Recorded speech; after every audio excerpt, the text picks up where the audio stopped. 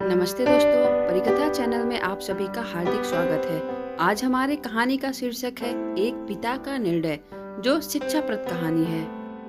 क्या बताऊं मम्मी, आजकल तो सूखे पत्ते भी हरे पत्तों की तरह खिलखिला रहे हैं। ससुर रिटायर क्या हो गया, सास ससुर का रोमांस तो हम लोगों को भी बहुत पीछे छोड़ गया है। दोनों लोग फिल्म में हीरो हीरोइन की तरह दिन भर अपने बगीचे में ही झूले पर विराजमान रहते हैं। अपने बालों की सफेदी का लिहाज है, ना बहू बेटे का। इस उम्र में दोनों मेरी और सुमित की बराबरी कर रहे हैं। ठीक है माँ, मैं आपसे बाद में बात करती हूँ। शायद सासू माँ आ रही हैं। सासू माँ ने बहू के कमरे की बात सुन ली थी, पर नजरअंदाज करते हुए खामोशी से चाय रिंकी को दी। सासू माँ बहू रिंकी को चाय देने के पश्चात पति अजीत जी के लिए चाय ले जाने लगी। ऐसा देखकर बहू रिंकी के चेहरे पर व्यंग्यात्मक मुस्कान तैर गया, लेकिन सास ने इसका कोई भी जवाब नहीं दिया। पति के रिटायर होने के बाद कुछ दिन से उनकी यही दिनचर्या हो गई थी। आजकल सासू माँ पूनम जी अपने पति देव अजीत जी को उनकी इच्छा अनुसार अच्छे से तैयार होकर अपने घर के सबसे खूबसूरत हिस्से में अपने पति देव के साथ झूले में बैठकर उनको कंपनी देती थी। पूनम जी ने सारी उम्र तो उनकी बच्चों के लिए लगा दी थी। कोठीनुमा घर अजीत और पूनम का जीवन भर का सपना था, जो उन्होंने बड़ी मेहनत से साकार किया था। ऐसे मनमोहक वातावरण में वहां पर लगा झूला मन को असीम शांति प्रदान करता था। पहले पूनम और अजीत इस मनमोहक जगह में कम समय के लिए बैठ पाते थे। पूनम जब भी जवानी के दिनों में अजीत से अकेलेपन का शिकायत करती, तब अजीत कहता कि रिटायर होने के बाद हम हमेशा साथ में ही रहेंगे, सारा काम साथ में किया करेंगे, आपकी हर शिकायत हम दूर कर देंगे। फिलहाल हमें बच्चों के लिए जीना है। बच्चों के कैरियर पर बहुत कुछ बलिदान करना पड़ा। खैर, अब बेटा अच्छी नौकरी में था और बेटी भी अपने घर की हो चुकी थी। रिटायरमेंट के बाद घर में थोड़ी रौनक रहने लगी थी। अजीत जी को भी घर में रहना अच्छा लग रहा था। पहले तो बड़े पद पे थे, तो कभी उनके कदम घर में नहीं रहते थे, लेकिन उनकी बहू रिंकी अपने पति सुमित को उनके माता पिता के लिए ताने देने का कोई मौका नहीं छोड़ती। रिंकी ने अपने पति सुमित को एक अजीबोगरीब रास्ता बताया। कहा, क्यों ना हम बड़ी कार खरीद ले, पर रखेंगे कहाँ? एक कार रखने की तो जगह है घर में। सुमित थोड़ा चिंतित स्वर में बोला, जगह तो है ना, वह गार्डन तुम्हारा जहाँ आजकल दोनों लव बर्ड्स बैठते हैं। रिंकी व्यंग्यात्मक स्वर में बोली, थोड़ा तमीज से बात करो। सुमित क्रोध से बोला, लेकिन फिर भी रिंकी ने अपने पति को पापा जी से बात करने का मन बना लिया। शाम को कार की कुछ तस्वीर लेकर सुमित पिता के पास गया और बोला, पापा, मैं और रिंकी बड़ी कार खरीदना चाहते हैं, पर बेटा, एक बड़ी गाड़ी तो घर में पहले ही है, फिर उस नई गाड़ी को रखेंगे भी कहाँ? अजीत जी ने प्रश्न किया। यह जो बगीचा है, यही गैरेज बनवा लेंगे। वही पैसे भी रिंकी से तो इनकी देखभाल होने से रही, और मम्मी कब तक देखभाल करेंगी? इन पेड़ों को कटवाना ही ठीक रहेगा। वैसे भी यह सब जड़ें मजबूत कर घर की दीवारें कमजोर कर रही हैं।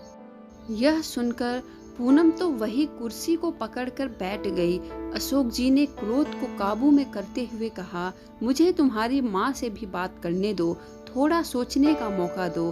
क्या पापा मम्मी से क्या पूछना? वैसे भी इस जगह का इस्तेमाल क्या है? थोड़ा चिड़चिड़ा कर बोला, आप दोनों दिन भर इस जगह बगैर कुछ सोचे समझे चार लोगों का लिहाज किए बगैर साथ में बैठे रहते हैं। अब आप दोनों कोई बच्चे तो नहीं हो, लेकिन आप दोनों ने दिन भर झूले पर साथ बैठे रहने का रिवाज बना लिया है, और यह भी नहीं सोचते कि चार लोग क्या कहेंगे।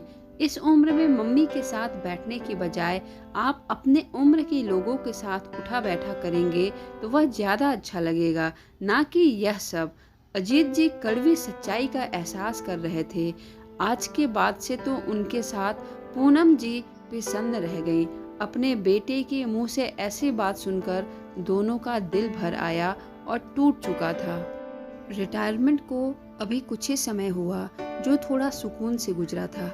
पहले की जिंदगी तो भागम भाग में ही निकल गई थी, बच्चों के लिए सुख साधन जुटाने में। अमित जी आज पूरी रात उलट पुलट में लगे रहे, कुछ सोचते रहे, कुछ समझते रहे और कुछ योजना बनाते रहे। लेकिन सुबह जब भी उठे तब बड़ी शांति पसंद थे। वे रसोई में गए और चाय बनाए। कमरे में आकर पूनम को उठाकर पकड़ा दिए और दूसरा खुद पीने लगे। आपने क्या सोचा? पूनम रुहासा लहजे में पूछी। मैं सब ठीक कर दूंगा। अगर आप सबको मेरा वीडियो पसंद आ रहा है तो आप हमारे चैनल को लाइक एंड सब्सक्राइब जरूर करिए। बस तुम धीरज रखो, अजीत बोले। पर हद से ज्यादा निराश पूनम उस दिन पौधों में पानी देने भी नहीं निकली और ना ही किसी से कोई बात की। दिन भर बस चुप रही। लेकिन शाम को अजीत ने अपने घर के बाहर टू लेट का बोर्ड लगा दिए। यह देख सुमित ने अजीत से प्रश्न किया, पापा, माना कि घर बड़ा है पर लटका बोर्ड किसके लिए है? अगले महीने में स्टाफ के मिस्टर गुप्ता रिटायर हो रहे हैं तो वह इसी घर में रहेंगे, उन्होंने शांतिपूर्ण तरीके से उत्तर दिया। हैरान सुमित बोला, पर कहाँ रहेंगे? अजीत जी ने सामान्य स्वर में उत्तर दिया, तुम्हारे रूम में। हम लोग तुम्हें इस लायक बना दिए हैं। 2-3 महीने में कोई फ्लैट देख लेना या कंपनी के फ्लैट में रह लेना। हम दोनों भी अपने उम्र के लोगों में उठेंगे बैठेंगे। तुम्हारी माँ की सारी उम्र का लिहाज करने में निकल गया, कभी बुजुर्ग तो कभी बच्चे। अगली सीख तुम सबसे लेना बाकी रह गया था। पापा, मेरा वह मतलब नहीं था। सुमित सिर झुका करके बोला, नहीं बेटा, तुम्हारी पीढ़ी ने हमें भी प्रैक्टिकल बनने का सबक दे दिया। जब हम तुम दोनों को साथ देखकर खुश हो सकते हैं तो तुम दोनों को हम लोगों से दिक्कत क्या है? इस मकान को घर तुम्हारी माँ ने बनाया।